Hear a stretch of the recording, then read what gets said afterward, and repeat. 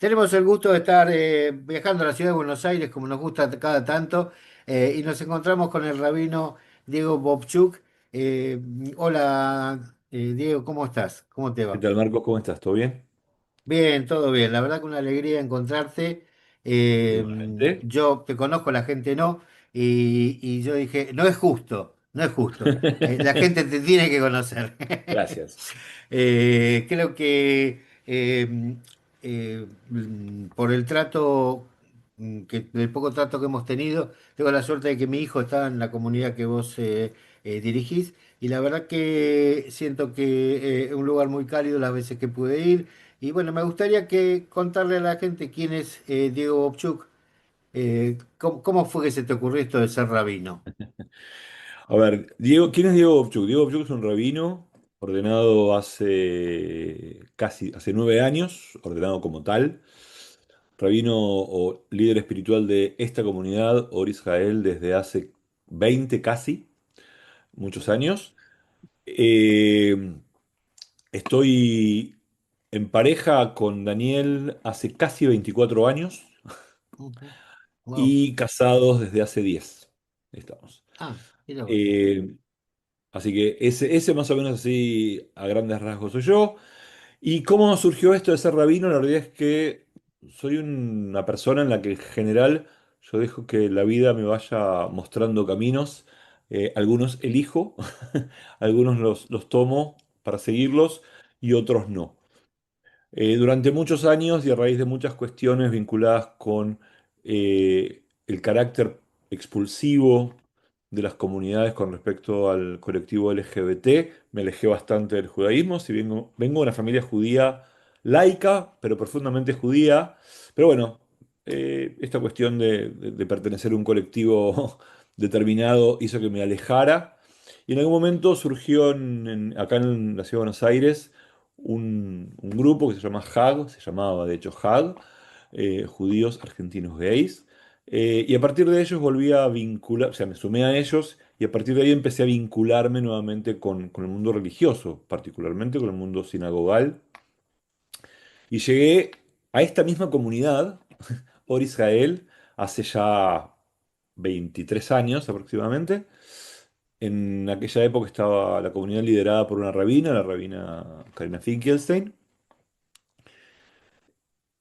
Y bueno, un poco de la mano de ella, un poco de la mano de este nuevo redescubrimiento de poder ser quien soy, comencé a estudiar en el seminario rabínico. La realidad es que sin ninguna intención de ser rabino, simplemente empecé a estudiar porque quería aprender más de judaísmo, me parecía que era un tema pendiente en mi vida.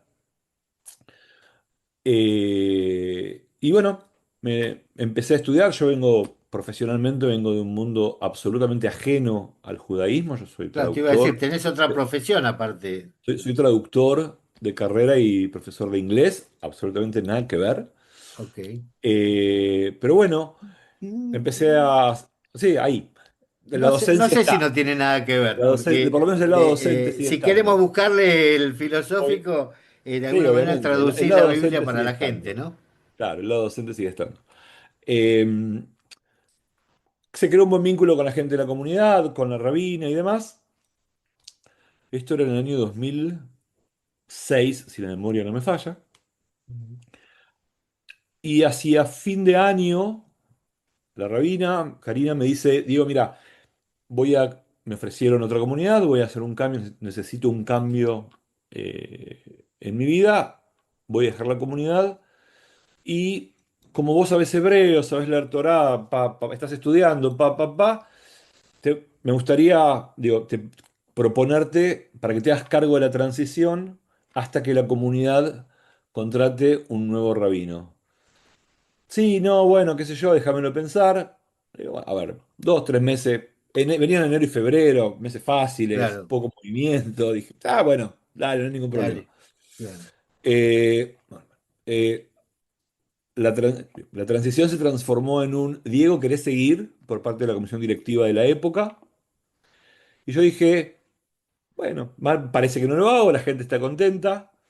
Y esto hizo que me replanteara, de alguna manera, la razón de por qué estaba estudiando en el seminario rabínico.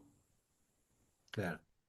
O sea, no era simplemente un aprender para aprender, sino era un aprender para poder Para hacer. aplicarlo, claro, para Exactamente. aplicarlo. O Entonces, sea, en bueno, realidad vos ya habías empezado a ser rabino antes de ser rabino. exactamente, exactamente. Así que bueno, eh, los dos caminos, el camino de liderar espiritualmente esta comunidad, digo esta porque estoy en la oficina de la comunidad, Ujú. y estudiar se unieron, eh, y los fui transitando durante mucho tiempo. La transición se hizo bastante larga, hace 20 años, así que es una transición larga. En el camino, bueno, me di cuenta que esto era algo que quería hacer y ser, así que me puse más serio en los estudios. Los tomé con tranquilidad, con tiempo, nadie me corría. Claro, si eh, ya el trabajo lo medio... tenías. Lo más difícil Exactamente, después trabajo, es cuando claro. claro, uno estudia y después dice, ¿y ahora qué hago? Bueno, No, vos estás al Yo revés. al revés, Yo tengo un trabajo y trabajo para el ahora que qué tengo que hago. estudiar. Claro. Exactamente. Me lo tomé con mucho tiempo. En el camino de los estudios, un, un- una- un tema familiar, falleció uno de mis hermanos. Eso me puso un poquitito en pausa, me paró un poquitito las cosas que suceden cuando uno Sí. atraviesa estos momentos. Eh, Retomé y aquí estoy. Rabino, miembro del Ejecutivo de la Asamblea Rabínica, muy vinculado con lo rabínico, no solo para esta comunidad, que amo profundamente, y amo la tarea rabínica de comunitaria, pero bueno, también Lidiana. trabajo para el seminario rabínico, en el departamento de conversión y de asistencia rabínica, y Ajá. donde puedo poner el pie Ok. para ayudar a fortalecer el crecimiento del pueblo judío, allí vamos. ¿Y tuviste también un año acá que pasar en Schechter, que digamos, Yo tuve, sí, sí, como yo había vivido en Israel de joven y qué sé yo, a mí me dieron el permiso, por así decirlo, de en vez de hacer un año completo, hacer 6 meses en Israel. Estuve un ah, semestre completo en Shechter, en Jerusalén, viviendo en la casa de, gracias a Dios, digo gracias a Dios porque si no hubiera tenido que pagar un alquiler, pero bueno, unos tíos de Dani, de mi esposo, viven hasta el día de hoy en Armona Natsiv. ah, Así que, bueno, era tomar el 78 todas las era mañanas. cómodo. Sí. Exactamente. Me bajaba en Amelech George y Rambam y caminaba hasta Schechter, así que y estaba contenido porque estaba con familia. Además, al mes, Dani se unió y estuvo todo el tiempo conmigo también. Y también siempre hay otros colegas, otros gente que estudia, Sí, sí, argentinos, sí, claro, o además de había latinoamericanos. israelíes, claro, había israelíes, había algunos norteamericanos. Y había 4 compañeros míos del seminario aquí en la Argentina, en Buenos Aires. Ajá, Sí. ok. Éramos 5 en total nosotros los que estábamos estudiando, que nos graduamos, nos ordenamos rabínicamente hablando, nos ordenamos juntos, Ah, menos todos uno juntos. Ay, que venía un semestre desfasado y se recibió después, pero nos ajá, ordenamos juntos los 4. ok. También estaba por allí una rabina paraguaya, pero ya debe ser de Sandra, la Sandra, reina Sandra sí. Kochman, pero la reina Sandra Kochman se recibió hace varios Ya de años. antes, ¿no? Anterior, La reina Sandra anterior. Kochman vive en Jerusalén, la reina Sandra Sí, sí, sí, Kochman, sí. está en Masorti Olamí, trabaja en el departamento de Giur de Masorti Olamí, ahí Conversiones, sí. exactamente, de conversiones, ahí en Jerusalén, y Ujú. es la rabina a cargo del Kotel Mishpachti, Sí, sí, sí. Está a cargo sí, de la parte el área del del área hotel no ortodoxa del Kotel, que se le exactamente, entregó a los movimientos liberales, ¿no? exactamente. Eh, bueno, bárbaro. Hay mucho sobre, tenemos tantos aspectos en esto para hablar, digamos, desde qué diferencia al movimiento conservador del reformista. Digamos, en el exterior prácticamente es lo mismo. Y en Israel son estructuras, digamos, distintas, pero bien podrían estar juntos, nada más que, bueno, es la interpretación, digamos, de la halajá, ¿no? Tenemos, a ver, claramente con la ortodoxia nos separan hay algunas diferencias Estamos con los lejos todos. conservadores, con respecto a Masortí por lo menos, ¿no? A conservadores por lo menos, hay en algunos temas diferencias abismales, en otras la realidad es que no tanto. Eh, pero con respecto a la reforma, hay, fuera de Israel particularmente, en Israel no, es más notorio la diferencia, pero fuera de Israel, la práctica sinagogal entre la ortodoxia y perdón, entre la reforma y el movimiento masortí, el movimiento conservador es bastante similar. Claro. ¿Sí? En Israel es diferente. Después, hay sí una diferencia de visión con respecto a la halajá, ¿sí? El movimiento conservador es halágico, Ujú. algunas cuestiones que surgen de la misma ortodoxia, algunas cuestiones que tienen que ver con una halajá reformada o más que, sí, readaptada a una realidad y a la realidad de la visión del movimiento masortí. Por eso tenemos rabinas, digo, Ujú. como gran Claro. diferencia, tal vez Pero a su notoria. vez también respetan no viajar en Shabbat, Exactamente, la alajá es la alajá, pero respetamos, ¿no? en No viajamos en Israel, Shabbat. Sí, sí, acá también, teóricamente, no viajar en teóricamente. Shabbat, comer kasher, digo, básicamente hay diferencia, Ok, esas cosas son iguales. Por eso y- digo, la práctica sinagogal es donde está la diferencia. La práctica sinagogal Masortí, conservadora en gran parte de Latinoamérica, tiene teclado, tiene micrófono, cosas que son más claro. asociadas al movimiento reformista, que el movimiento reformista no es que la halajá no le importe, simplemente que tiene una visión mucho más flexible en cuanto a la Sí, halajá y su práctica. ¿Sí? No, no sí, y es, más la halajá libre no es bien. albedrío del Exactamente. practicante, La halajá digamos. para el movimiento reformista, la halajá clásica, ya Ujú. sea la ortodoxa o la masortí, no es vinculante. Si Claro. querés bien y si no querés, también está bien. Está.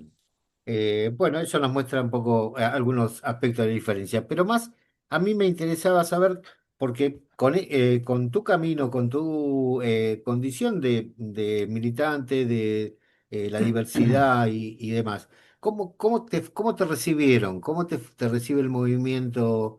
A ¿Cómo te ver, recibe el judaísmo? ¿Cómo vivís, cómo lo convivís? al principio no fue fácil, fue todo un camino que se fue abriendo. En ese aspecto, Estados Unidos fue pionero en la aceptación de rabinos abiertamente homosexuales. El resto, en Argentina, que es la otra escuela rabínica del movimiento fuera de Israel, eh, vino mucho más tarde, por lo cual durante muchos años, los años de la escuela prerrabínica, de hecho, en términos del colectivo LGBT, me mantuve dentro del closet. No, sí, no, yo estaba con Dani, digo, yo tenía mi vida armada, pero bueno, me mantuve dentro del closet hasta que finalmente llegó el momento en el que tenía que entrar a Heschel, que es la escuela rabínica propiamente dicha. Y cuando llegó el momento de entrar a Heschel, yo me dije a mí mismo que no iba a entrar a formarme como rabino si tenía que entrar mintiendo. Lógico. Básicamente pasó por ahí. Sí, sí, O sea, sí, sí. me parecía incoherente, me parecía incoherente entrar a estudiar para rabino si no aceptaban, si no enfrentaba y encaraba y sí, hacía público por lo menos quién era. Entonces, una semana antes, literalmente, una semana antes de empezar las clases ya había dado todos mis exámenes, yo estaba dentro. Una semana antes de empezar las clases de Heschel, de la escuela rabínica, me senté con el director y el rector, ¿sí? Los rabinos Stoffelmacher y Yattá, en la oficina y les dije, rabinos, digo, si voy a comenzar en una semana mis estudios rabínicos aquí, ustedes tienen que saber quién soy. Diego Bovchuk es esta es mi vida, soy gay y hace tanto que estoy con Dani. Y si me quieren bien, y si no, buscaré otra opción, porque ya se había convertido en algo que yo deseaba hacer. Eh, y ambos me dijeron bienvenido, y así comenzó mi carrera. En paralelo se fueron dando algunas cuestiones, ¿sí? El movimiento Mazortí en Estados Unidos había habilitado ya desde hacía tiempo la ordenación de rabinos abiertamente gays y lesbianas, con lo cual no fue un problema. En el transcurso de mis estudios rabínicos se aprobó por parte de la Asamblea Rabínica Internacional, la Rabbinical Assembly de Estados Unidos y demás, se aprobó el casamiento igualitario, ¿sí? Ujú. Que fue Dentro del acá judaísmo. exactamente por el judaísmo, sí, por el judaísmo. El movimiento Masortí con en diferentes años y de manera progresiva fue aceptando e incluyendo cada vez más al colectivo LGBT dentro de sus filas y participación dentro de la comunidad. Hasta llegar al momento en el que finalmente aceptó, o sea, lo último, por decirlo de alguna manera, no es lo último en realidad, porque lo último tiene que ver con las cuestiones de género más profundas, ¿sí? Digo, yo Ujú. me identifico en lo que en la jerga LGBT y demás como cis hombre, pero bueno, están todas las variaciones que hoy existen, Claro. ¿sí? Todo el transgénero y demás, con lo cual, digo, bueno, el Sí, movimiento, en realidad vos decís LGTB, pero cuando hablo exactamente, ahí me quedo con mi corto, me hijo me faltan dice, como no, es 15 letras. LGTBQ más. Le digo, Sí, ¿qué quiere decir Q me faltan más? como Me 15 dice, letras. porque hay muchos más, me dice. Exactamente, entonces, pero bueno, el movimiento fue adaptando. Basado en el concepto de Kvod Abriot, el respeto por todas las criaturas, con E, Ujú. ¿sí? Porque somos todos creación divina, y fue habilitando las cuestiones eh, y se convirtió en un momento en donde, perdón, en un movimiento en que la diversidad es parte de su realidad. Ok. Aquí en La- Argentina no hay muchos, Ujú. sé que hay estudiando, pero no hay muchos. En Israel hay algunos, y en Estados Unidos hay bastantes rabinos que son del Del colectivo colectivo. LGBTQ+. Ahí estamos.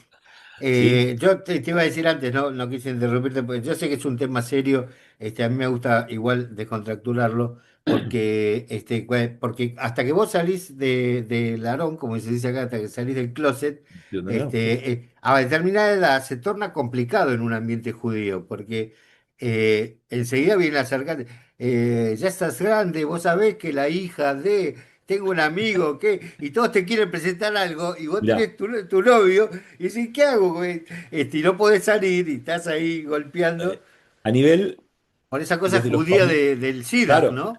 desde lo familiar, yo salí del closet mucho antes, a los 30 años, salí del closet desde lo familiar, a nivel amigos, mucho antes, con lo cual no fue un tema, ¿sí? Ujú. En lo familiar, tenía 30 cuando salí del closet, 29 de hecho. Con lo cual eso no fue. Ahora, sí, no es que no fue un tema, digo, obviamente, madre judía No, espera que el no es nene. fácil, claro, no es fácil, Obviamente, no es fácil. claramente, pero bueno, pero hubo aceptación de parte de la familia, eh, sin ningún problema. Lo mismo sucedió años después con la familia de Dani, gracias a Dios. Eh, Así que desde ese aspecto el camino fue fácil, el camino más, entre comillas, que no resultó complejo fue dentro de del seminario rabínico, donde ahí tuve que empezar a manejarme de una manera un poquito más compleja. A nivel comunitario nunca oculté, ¿sí? Yo empecé a venir a la comunidad con Dani, ¿sí? Con lo cual, Ok. digo, llegamos Ya juntos a la cuando comunidad. venía, cuando estaba la rabina. Exactamente, yo empecé a Ok. llegar a la comunidad con Dani, o sea que la rabina sabía, y la gente que era parte de la comunidad supo de entrada quiénes Y la éramos, nunca comisión lo también, ocultamos, porque eso se habla, lo habrán hablado ¿sí? Yo, con, llega un con punto ella en donde hay también. lugares en donde, además uno aprende como método de protección, tal vez, o no sé, llega un punto en el que yo hago mi vida, no ando con Claro. un cartel que dice soy gay, soy rabino, soy lo que fuera, no importa, no ando con un cartel por la vida. Eh, Pero a lo atrás mejor puedes hasta el día poner, de hoy hay hago gente. traducciones. Claro, claro, claro. Hago traducciones y un Eh, teléfono. exactamente. Claro, uno no va con eso por la vida. Este, y en algún momento digo, empezamos a venir a la comunidad. empezamos a hacer comunidad acá, nos sumamos y demás. El que sabía, sabía, el que no sabía, no sabía, el que sospechaba, sospechaba. Seguimos Claro, claro. adelante.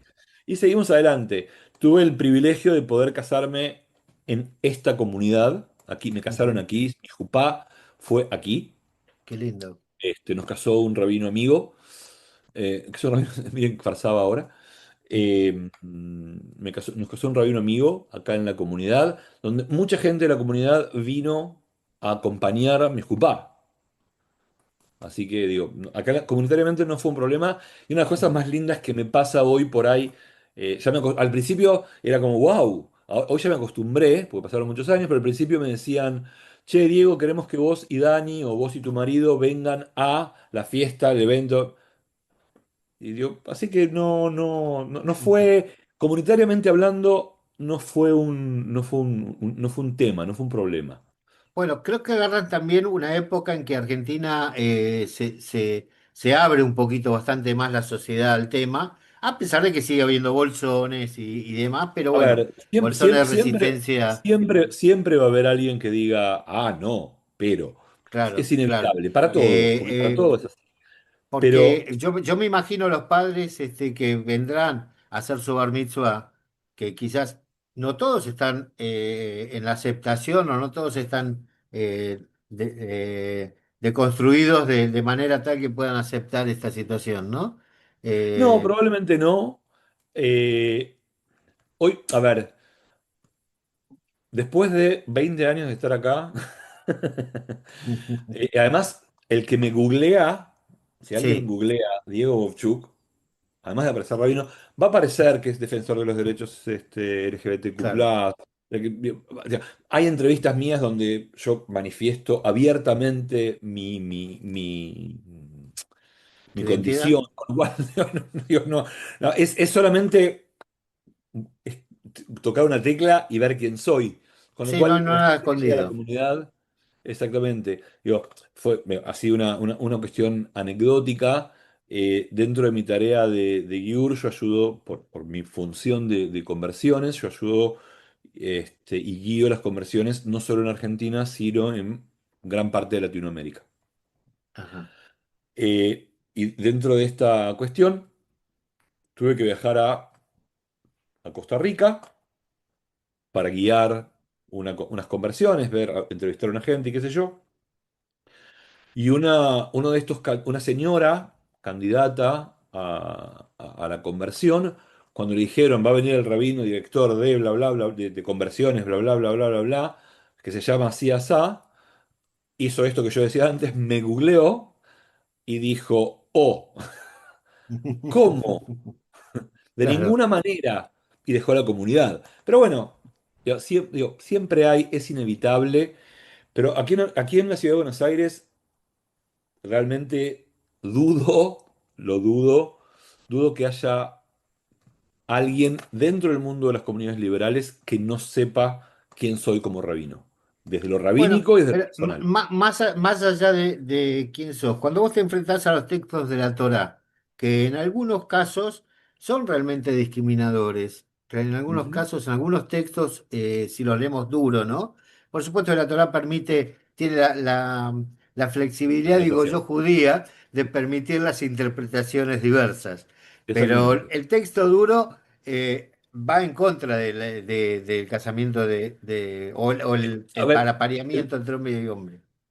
bueno, a ver, el texto duro es una realidad. El texto duro, para el que no lo sabe, Levítico 18:22 es el famoso versículo del cual todas las religiones clásicas del mundo judío occidental, judeo-cristiano, toman como referencia para la prohibición.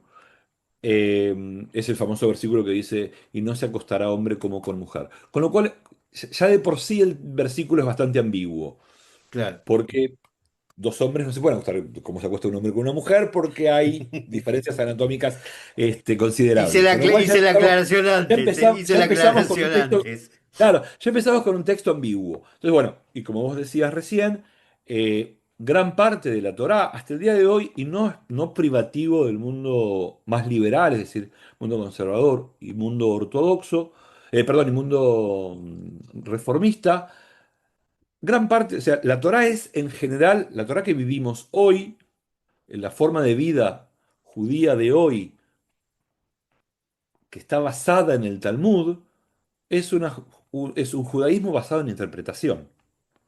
Claro. Con lo cual, digo, está bien, digo, es probablemente las interpretaciones algunas son de un lado, algunas son del otro, pero bueno, eh, por eso esta cuestión del principio que surge del Talmud de eh, que Bodobriot, el respeto por las criaturas, que es un sostén muy importante, no solo para permitir, por decirlo de alguna manera, o para aprobar y dar lugar al colectivo LGBTQ, el LGBTQ+, en las comunidades, sino que da pie para muchas otras cosas importantes también, ¿no? Cuidado del medio ambiente, cuidado de los animales, digo, que va a Briot es que va a Briot, claro, Amplio, claro, en términos, claro. exactamente, en términos mucho más generales. Bueno, yo creo que la Eh, gran ventaja que tiene la Torá en esto que vos decís es, y creo que, no sé si está hecho a propósito, pero tiene la ventaja de la posibilidad de que cada pasú, cada versículo puede ser interpretado de muchas maneras. Y yo digo que así es. esto está hecho para que las comunidades no terminen a los 2 años.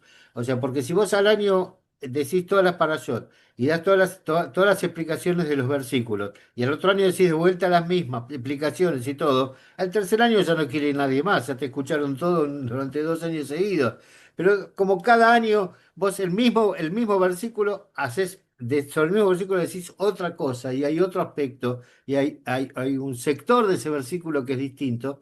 Entonces creo que ahí está la riqueza del Esto, judaísmo, a ver, ¿no? esto me pasa a mí todos los años como rabino, o sea, llega todos los años. A ver, la lectura de la Torah es anual, con lo que vuelve. Todos los años me encuentro con el mismo versículo, Claro, todos los años, inevitablemente. Entonces, exacto, el desafío es, ¿qué digo? Uso otro versículo y a veces pasa que a veces uso otro versículo y a veces pasa que el mismo versículo que el año pasado me decía algo, este año me dice algo totalmente diferente porque tiene que exactamente. Eso ver es lo con mi que es. situación personal, con lo que pasa en el mundo, con lo que está. Entonces, todo hace que mi visión del texto cambie. O sea, una de las maravillas del texto de la Torá es que el texto de la Torá no le habló al pueblo de Israel que estuvo en Ar Sinai, en el monte Sinai, hace 3000 y pico de años. ¿Sí? El texto de la Torá nos habla a nosotros también hoy. ¿Sí? Lo vamos O leyendo, sea, resignificando, exacto. reinterpretando y Nos demás. sigue hablando.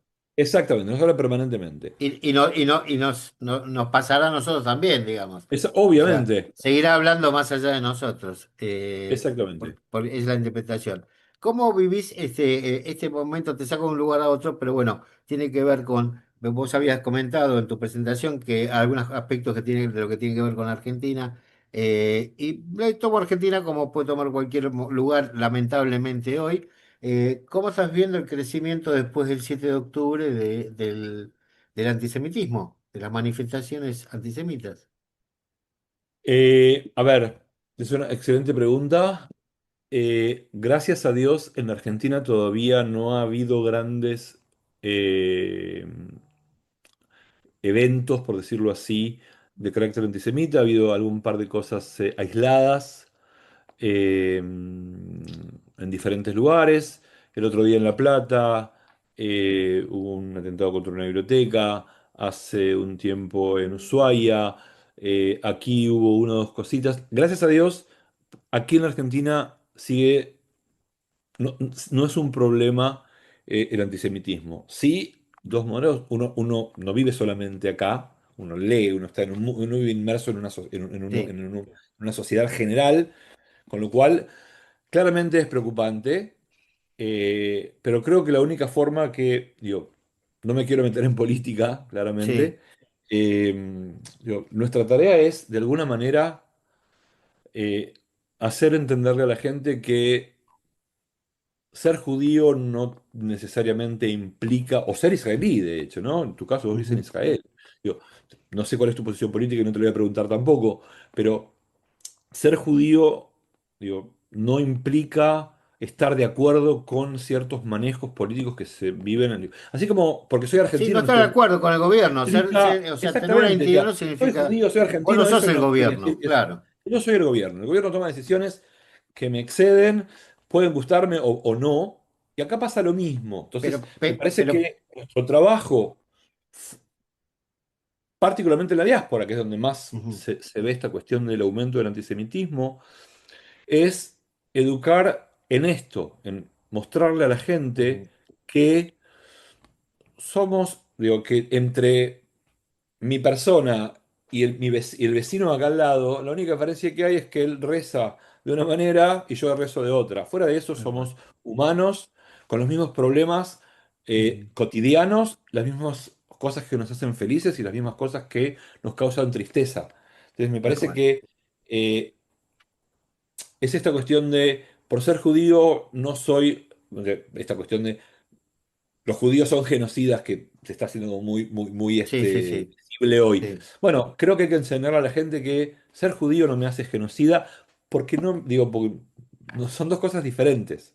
Sí, Lo mismo porque que ser aparte israelí no hace, lo mismo que ser no es, israelí no te hace claro, genocida. partimos de una verdad, de una mentira, digamos, o sea, partimos Exactamente, de un lugar errado, o exactamente, sea, no existe tal genocidio, pero bueno, de todos modos, más allá de eso, exactamente. Ay, por eso, sí, yo escuchaba en por eso, televisión una chica que estaban haciendo en Argentina una manifestación, o en España, perdón, creo que era, una manifestación por la liberación de los secuestrados que Israel había tomado acá, estos dos muchachos que son activistas de Hamas, están sí, relacionados con sí. Hamas y con Hezbollah, totalmente comprobado, que eran torturados, que los mantenían sin comer, que los mantenían alejados de sus remedios. Una A barbaridad, ver, por eso usé la palabra educar y lo usé con intención, porque claro. mucho de esto pasa por una cuestión de los medios, los medios de comunicación que claramente no ayudan, y una cuestión de que la gente